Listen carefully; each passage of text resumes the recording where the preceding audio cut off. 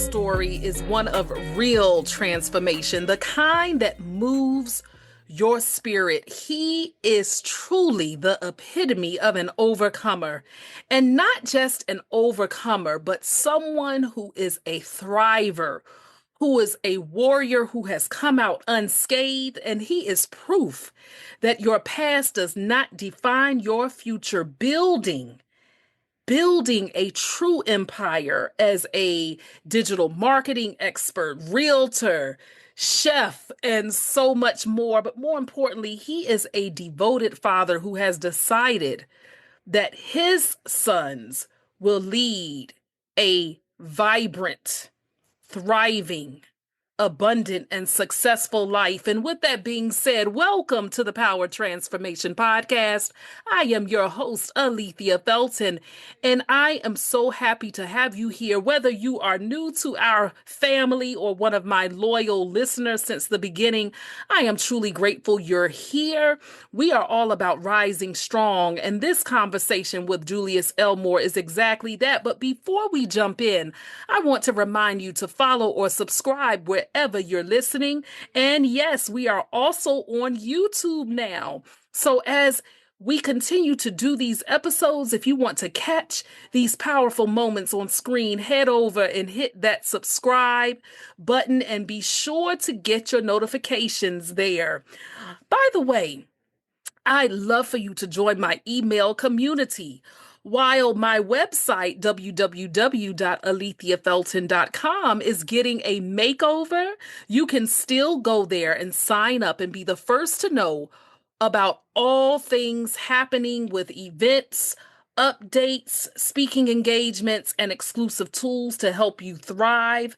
So sign up for my email community. I am doing an all-out email list campaign, and we are going to get into this powerful story of faith, resilience, and reinvention with Julius. But first, let's begin with our affirmation. I will say the affirmation once, and you repeat it.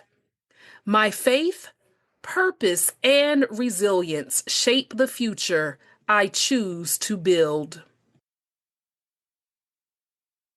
So this is going to be a fun interview today. I have the Julius Elmore here, and he is an entrepreneur mastermind, to say the least. He wouldn't brag on himself, but I am going to brag on him.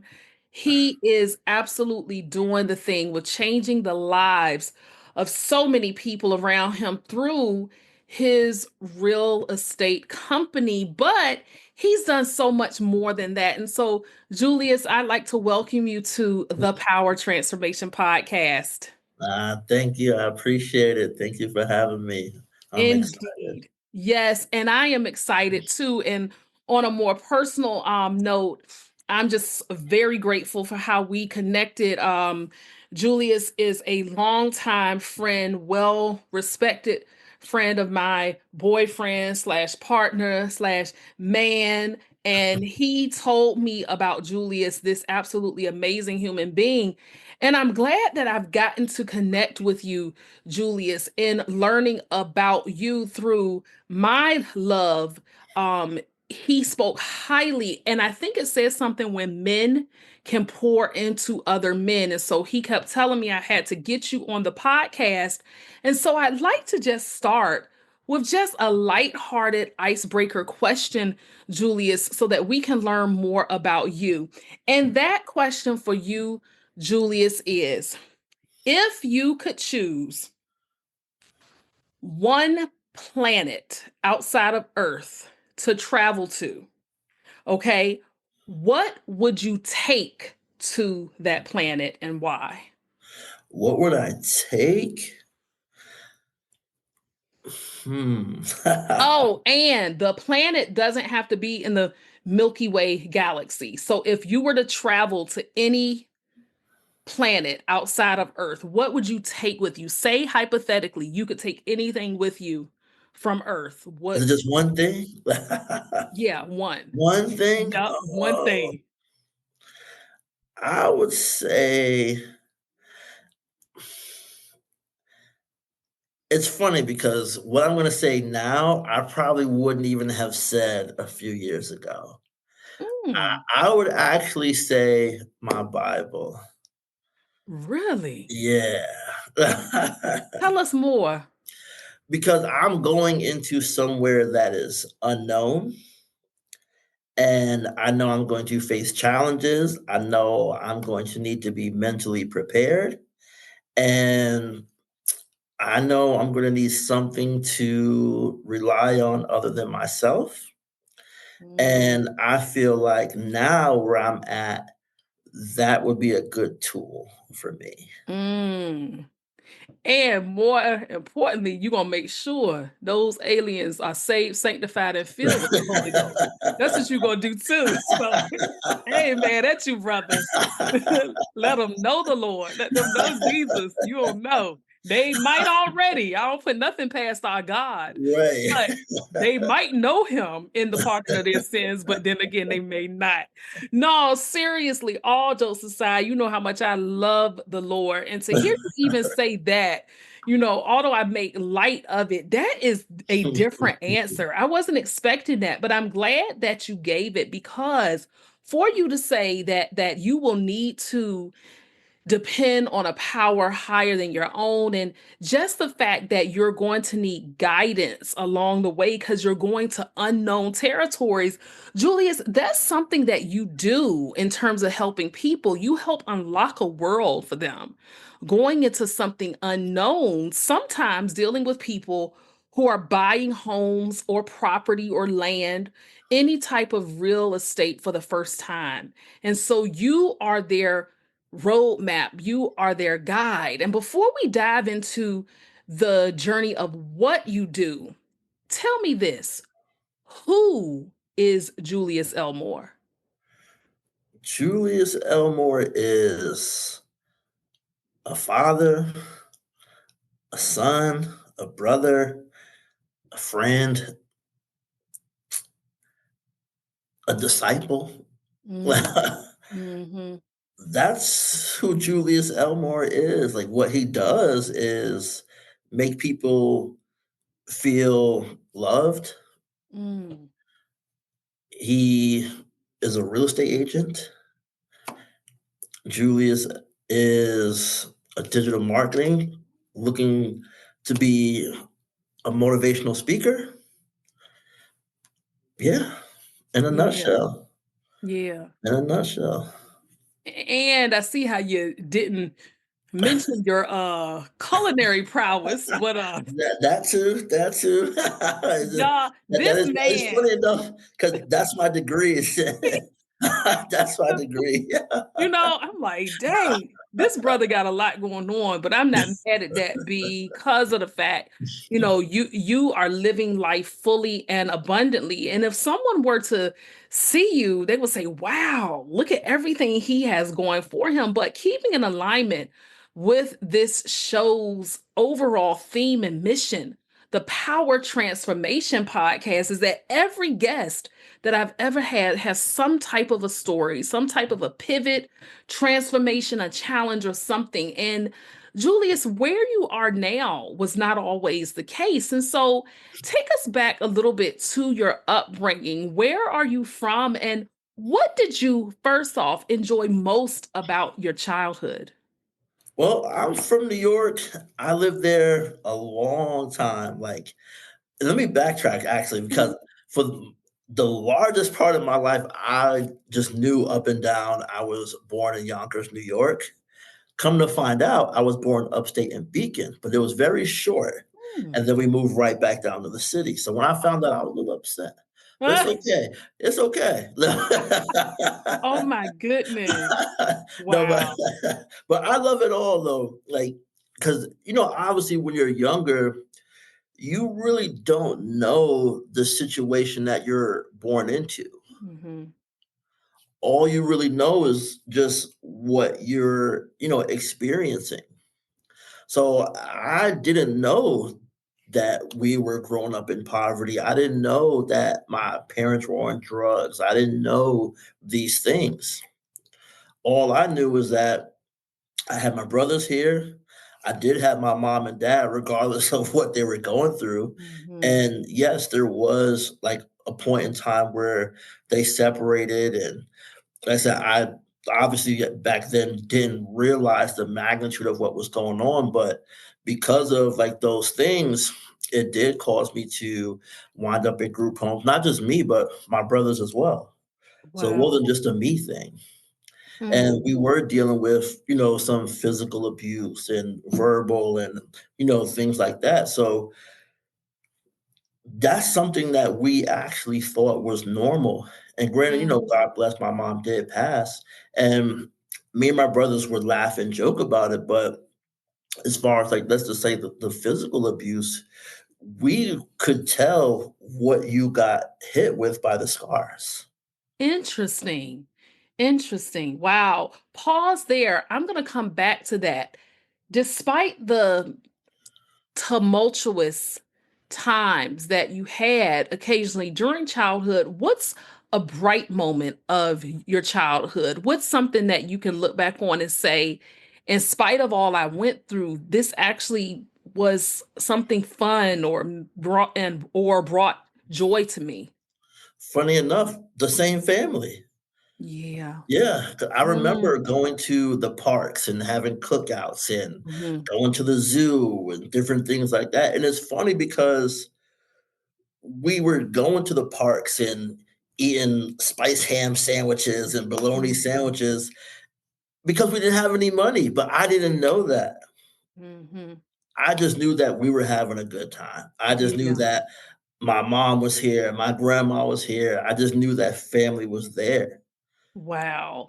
And you said that you and your brothers could tell what you got beat with based on the scars? Yeah, by the scars. For example, if you got the cable cord, you would have like a horseshoe shaped welt like on your Mhm. arm. If Mhm. it was like the belt, you could see like the strap marks. If it was, things like that, just to kind of put it in perspective. But we Mhm. didn't think anything of it. Wow. And so tell us about your mom. Who was she in terms of her personality on her better days? What do you remember most about her? And take us a little bit through her journey and how her early passing really affected you because she was a younger woman when she Mhm. passed away. Yeah, my mom was 41 and Mm, I will actually be 41 next month. So sometimes I put that in perspective, like, wow, like you were really young. mm, yeah. And she had us young. And when you look at her upbringing, it is from what I know, she had it rough. Mm, Like she had it really rough. So it appears to have been just like a continuous cycle, really, mhm, because she, like, and God bless my grandmother on her side too, but she drank a lot. And, verbally would say what she had to say, and it wasn't always polite. Now, granted, I think she's a sweet woman, but mm, maybe, you know what I'm saying? As yeah. far as like CPS and the schools and things like that, not so much. Mhm, So I watch, not watch, but I know my mom's story and what she went through. She's been kidnapped. She's been raped. She's went through a lot of like rough things. And think about it. I'm the youngest of three of her boys, and she had me at 19. mhm. Wow. And you're the youngest Is the youngest boy. Still have boy. two younger sisters after. Oh, okay. But the So youngest boy, and yes, yeah, that perspective says a lot because here she was a girl having you. yeah. Yeah. And Yeah. so, like, now I look at it from a big picture. It's like, how tough was it for her to have three boys at such a young age? Hmm. And what about your father? Tell us a bit about him in terms of who he was, in terms of his personality. What were some fonder memories of him, or were they all a bit contrary? Well, actually, my father was literally my saving grace. And Oh. it's like, even like his upbringing, like he had two parents that worked, that did everything. He just chose to. do his own thing, Mhm. which led him to, the drugs and things like that. And by the time, like I said, they had me, he was full on. Like he was a full on like drug addict. And my mom had picked it up too. So when I look at it, it was like, oh wow, like this is really like my life. Mm. And like I said, once they separated, they were together for about like 10 years.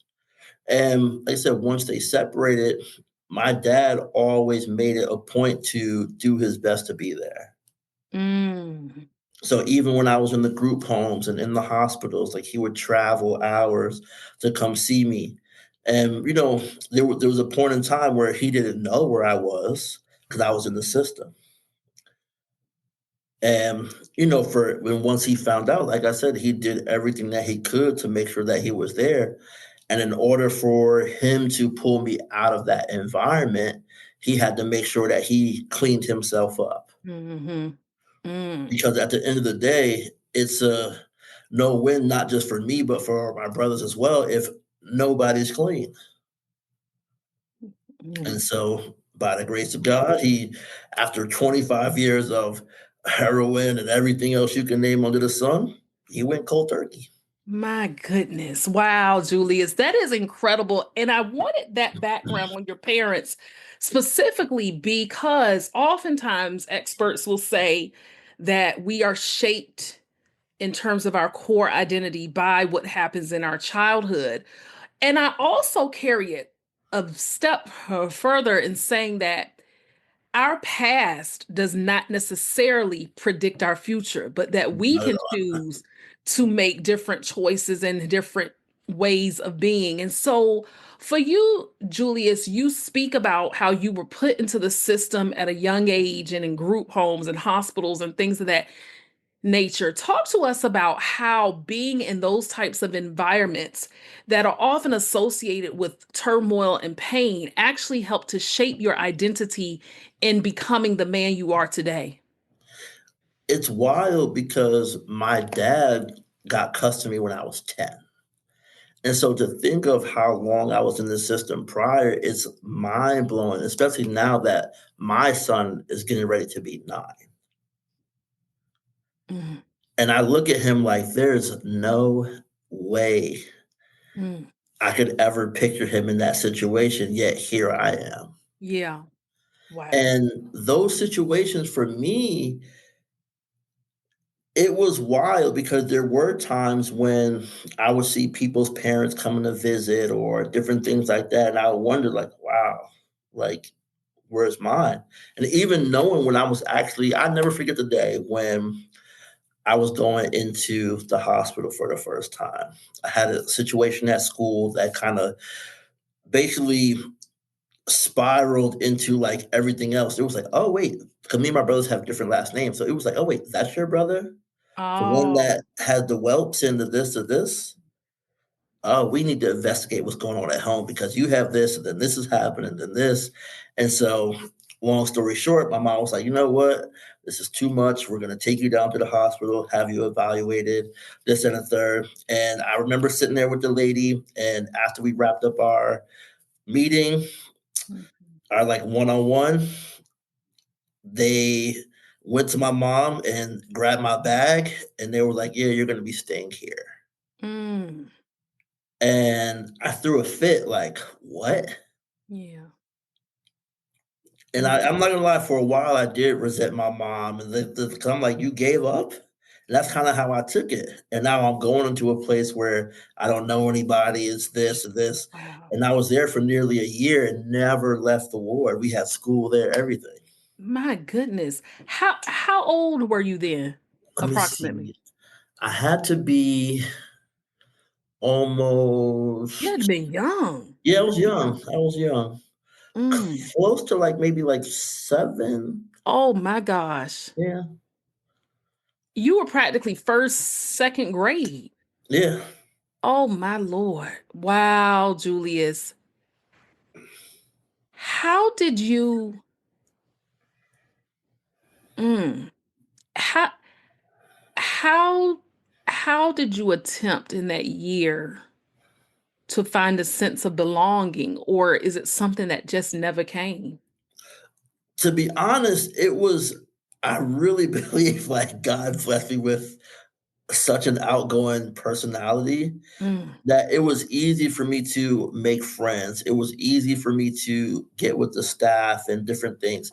I just still had like such a temper. mm, And I'll give you an example of how like the good and bad were like still present in that moment because like I said, it was easy for me to make friends and I would have moments of rebellion. And this is the part where if I can talk about like trauma, mhm, being in the hospital was very surreal because when not just me, but the kids would have basically like fits, there was a room for that. mhm. And it was a very like claustrophobic feel. And they would put you in the room, and like most kids, they're scared. Isolation almost. Yeah. Yeah. So for me, it's a very scary thing. So we're like, I'll use my own experience. Like I would beat on the door, I would kick on the door, I would scream, I would do all different things.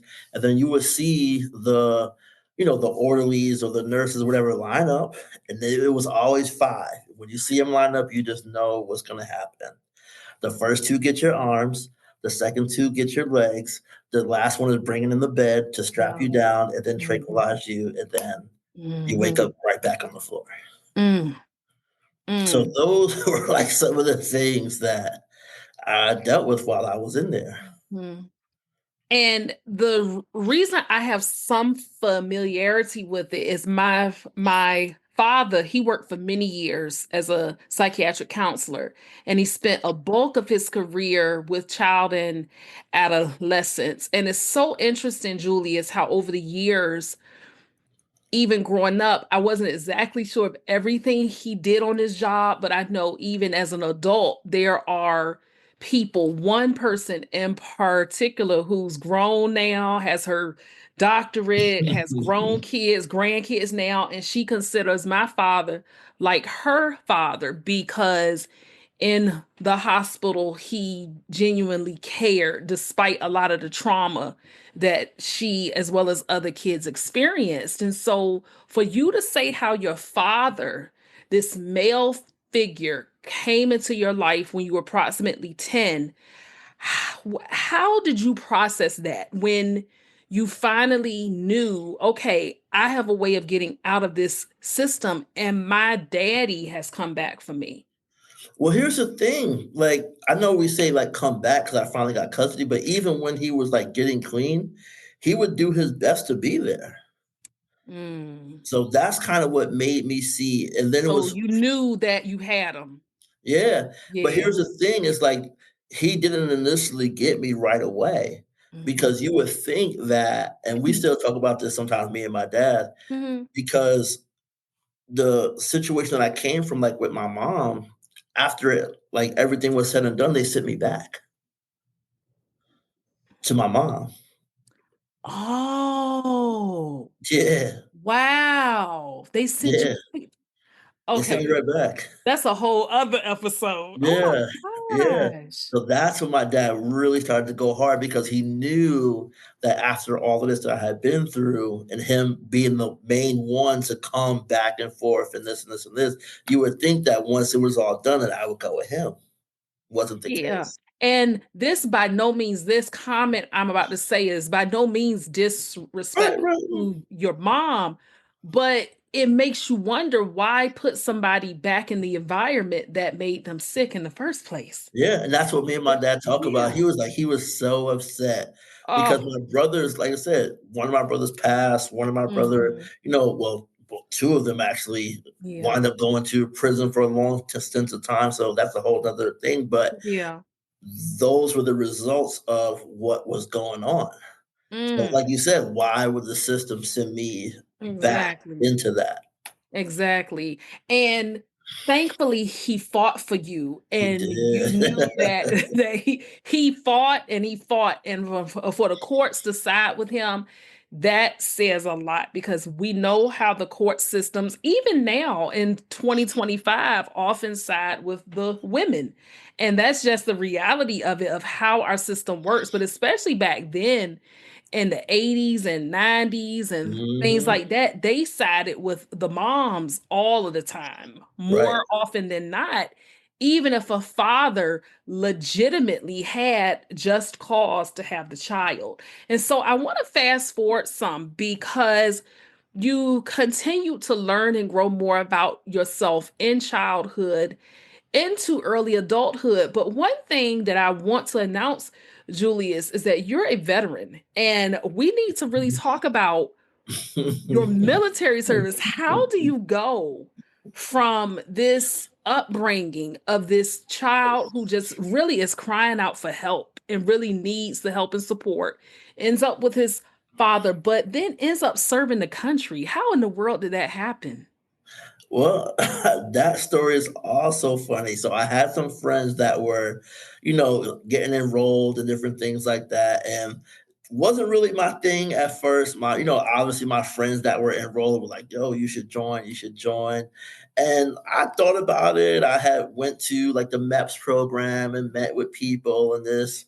And one day I came home and I heard my dad talking about getting ready to retire and that he was going to help me go to culinary school because in my junior year, I was already like pre-accepted to the Culinary Institute of America in Hyde Park. Wow. Yeah.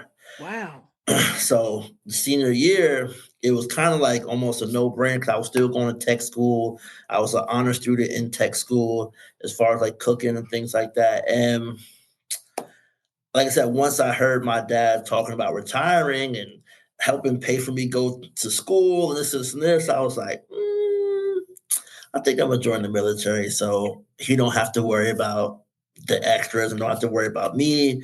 That I can kind Mhm. of like leave the environment because it was still a little rough around the edges, especially after like losing my brother, then my Mhm. cousin, and everything like that, like my senior year. So it was just like, you know what, let me just go see something new.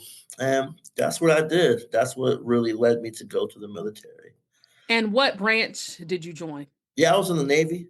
The I was Navy. a cook in the Navy, and I chose it because I'm like, well, shoot, I already know everything, so it'll Mhm. be a breeze, and it was. Yeah, yeah. And so how long did you serve, and how else did being in the Navy help to shape your resilience after everything else that you had experienced in life?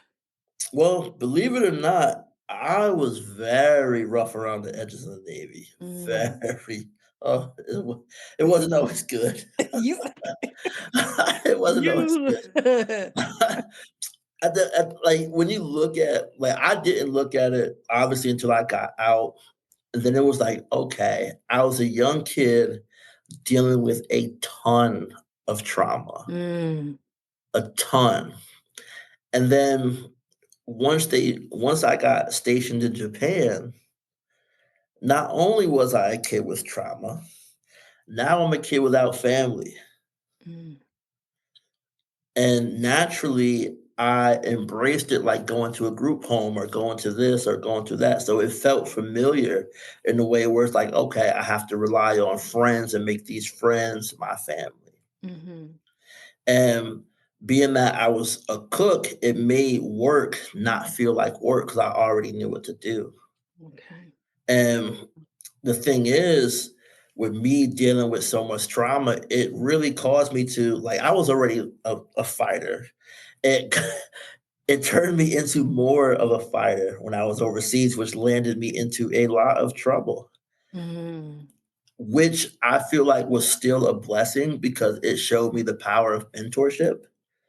Because I had a lot of people start to realize, like older sailors, start to realize, okay, there's something with this kid mhm. because he's really good at work.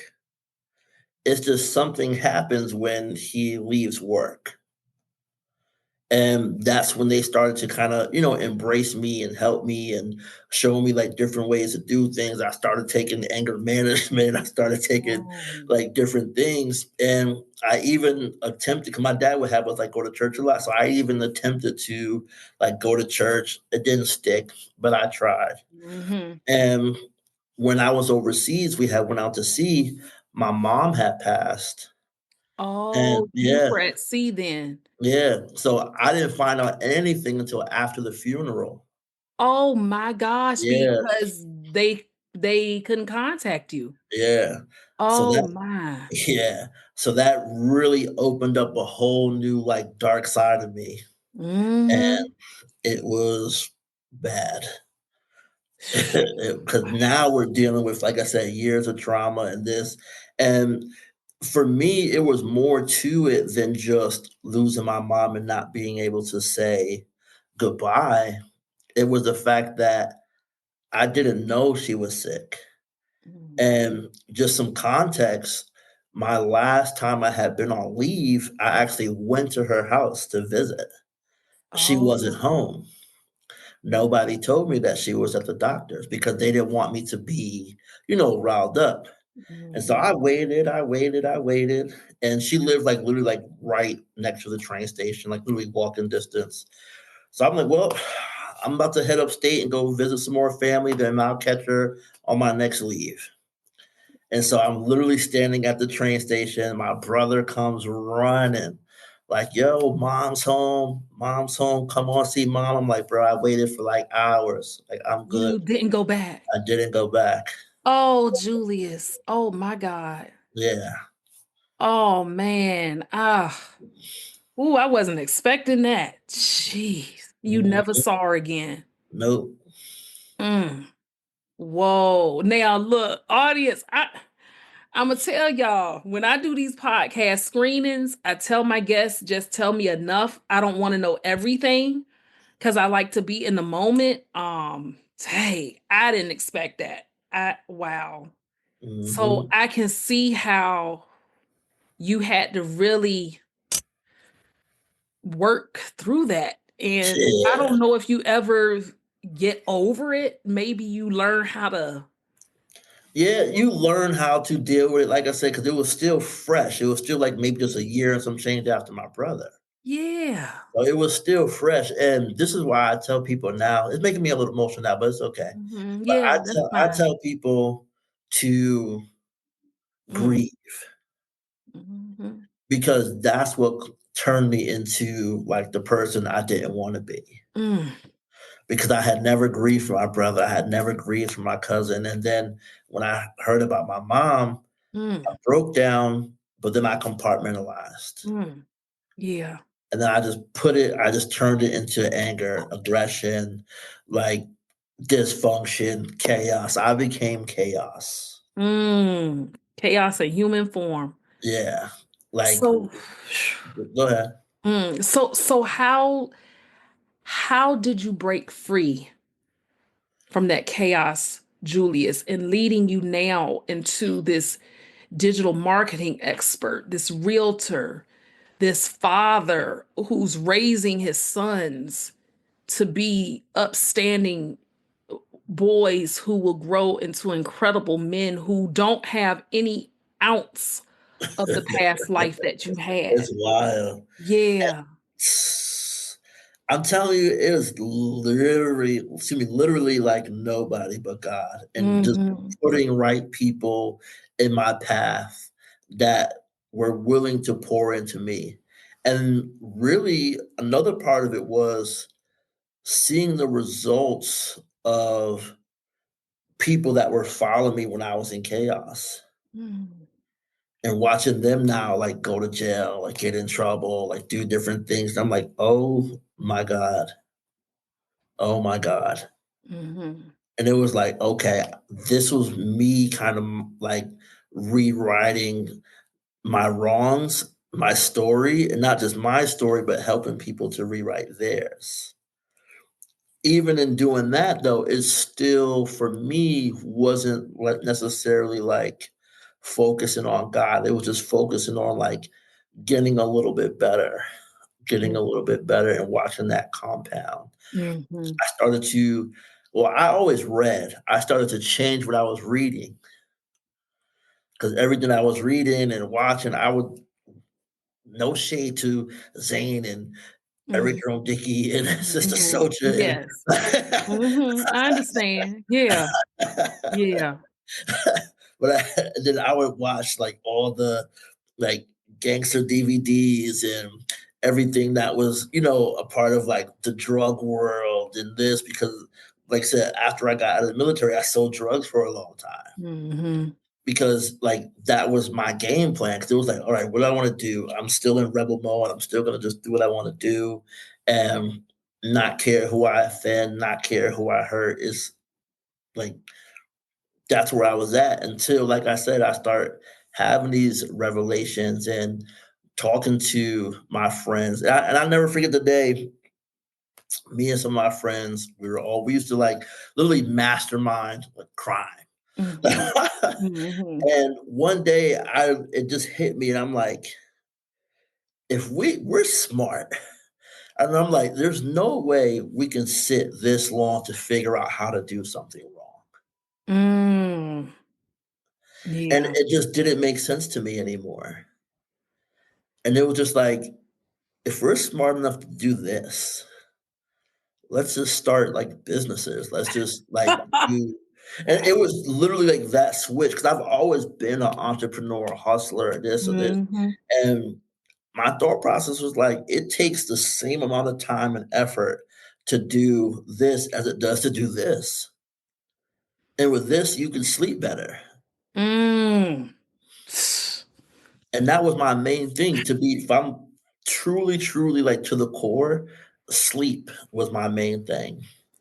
Because when I was out in the world, if you will, it was hard to sleep, Hmm. not knowing if my door was going to get kicked in, not know if I'm not going to make it, and not knowing like the not knowing was crazy. Hmm. And so once I started doing the right thing, it was like I could sleep good, and like nobody's nobody's not saying nobody was out to get me before, but that's the feeling that you Yeah. always have. Mm. I'm And so so, glad you came to that revelation, B, because I think all of the time when I watch certain crime-based shows or I read about in certain articles about these mastermind criminals where you say, gosh, a lot of them are brilliant, geniuses, entrepreneurs, and many of them don't make that shift into going into the legal route, yeah, but it's those transferable skills. And I'm by no way condoning it, but right, you see that both industries, it takes a lot of skill, it takes a lot of talent, it takes a lot of gifting, intellect, all of that to really orchestrate crime yeah, in a way that's effective, meaning that they get their bottom line, not trying to say it's good because it doesn't help the victims. But you understand. yeah. It's just that I'm so glad you saw that connection. Like, hold up, I could really be doing this in a different way in terms of my skill set. And that's what you did. One of the things that really kind of helped me see it at first, and then I kind of disregarded it, Hmm. is when I was incarcerated. Hmm. They had wound up sending me to a program, detention and diversion, and a situation happened where the civilian who was running the kitchen had just never showed up one day. Hmm. And they already had an inmate that was a cook and the baker. They were getting paid in the kitchen. And there was still no job for me. So one of the regional directors, shout out to Mr. Mero, he came into the facility one day and someone, I still don't know who to this day, told him that I used to run kitchens on the street. Mm. And he comes to me, the cook, the baker, and he's asking everybody like what they do, what they know, and everybody's shouting out what they know. I'm kind of standing to the back because I'm like, I don't really want to cook. I don't want to be a baker. So he was like, everybody asking a question. So he sent the baker out, and he asked the cook, he was like, what do you know about computers? And he was like, oh, he knew a little bit. Then he asked me, he's like, oh, what do you know about Excel spreadsheets? I was like, oh, yeah, I can put in formulas. I can do this. I can do this. He was like, really? He was like, show me. So I go around the computer. I put in the formula, nothing crazy, but just enough so Mm. the Excel Yeah. spreadsheet can work. Hmm. And he literally was like, all right, he told the cook to step out. And he was like, I got a job for you. And he gets on the phone, he calls Richmond and tells them to create an admin job. for 8.83 an hour, 40 hours a week while I was incarcerated, Mm. just to do admin. And with that, I was able to pay off all my fines. I was sending money home Mm. for the kids. Like my son just did my one son at a time. Mhm. And I wound up saving while I was in there like almost 5 grand and paid off all Oh my my fines. gosh. Yeah. You think almost $5,000. Yeah. How long were you incarcerated? In total, like just under 14 months. One day is too long for me. So I'm just like, ooh, that's a one thing. I'm brave with a lot of things. I always say, I ain't going to prison or jail. So I thank God that you were able to turn around your life. I'm not cut out for that. But But it's see, just the fact. in my Go defense, ahead. to never want to glorify it, I was prepared since childhood. Yeah. I was Sad prepared. it's sad to say it, but you're right. And Yeah. like I said, never glorifying it. And then I had Mhm. favor. Mhm. And I was smart to be able to Oh my speak up God. when it was time. Yeah. Like I said, it was a lot of favor for him to be like, okay, I'm going to do this for you. Mm. Wow. Oh my goodness, Julius. And Lord knows I wish that we had time to talk even more in depth about so much more. I may have to bring you back on a future show because there's so much more, um, especially that we can talk about when it comes to especially the business aspects of things. But for this show's purposes, it's really about that turnaround and that transformation as to how you experience so much, but how you really made that shift in your life to not only get on that straight and narrow path and stay there, but to really build something far more incredible. What is your why? WHY. What is your why, Julius? My kids, Mhm. my kids. And for real, my son might be one of the reasons why, like my oldest, he pretty much saved my life. Mm, And my dad. And mm, I say that because when I was really like not doing what I was supposed to do, my dad was taking my son to church. mm. And then when my dad had moved back to Florida, my son was like, Dad, I still want to go to church. And so I was like, okay, well, I'll take you to some churches. We'll find one that you like. Not that we like, one that you like. Mhm. And then we went to a few churches, which is the one that I'm at now is Real Life Church in Virginia Beach. It's not a plug, but still. That's okay. You better shout out your place of work. Who is your But, pastor? Pastor Todd, Pastor Lisa, So mhm, hey, you and then assistant shout them pastors, out. Pastor Randall, Pastor Vonda. See, you but, better shout them out. Yeah.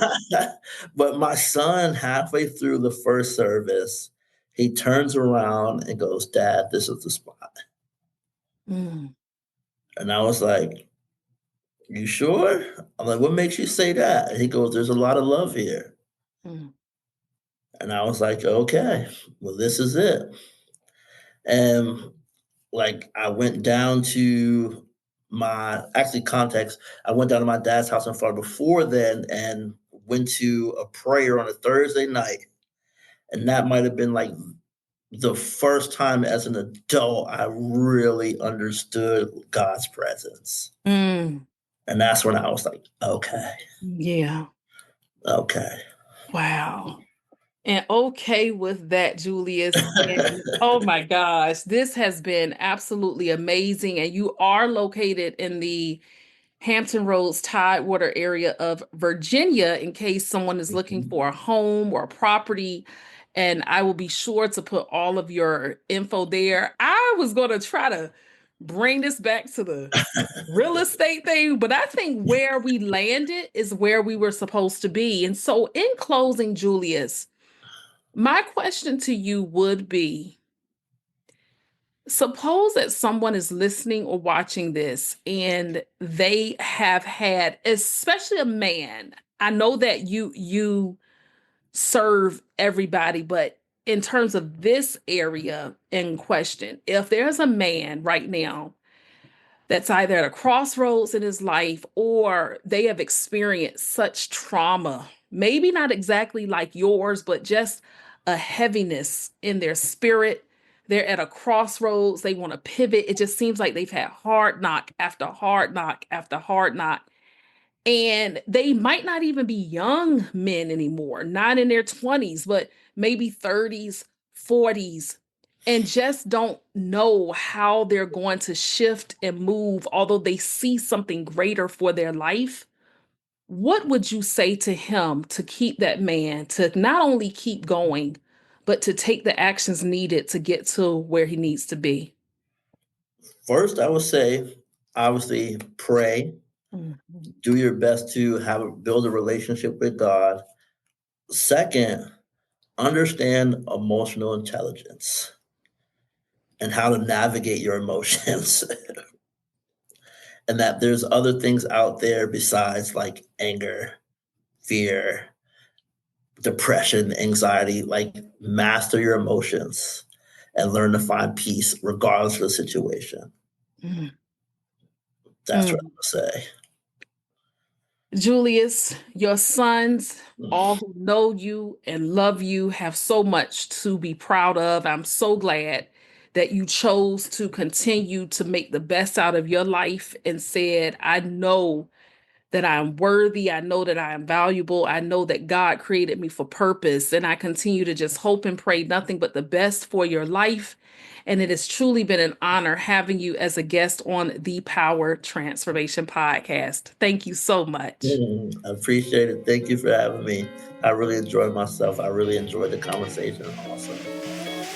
Thank you for tuning in to this episode of the Power Transformation Podcast. If you enjoyed this episode, be sure to follow or subscribe, leave a 5-star rating, and write a review. It helps us inspire even more listeners. And don't keep it to yourself. Share it with someone who could use a little power in their transformation. Until next time, keep bouncing back, keep rising, and be good to yourself and to others.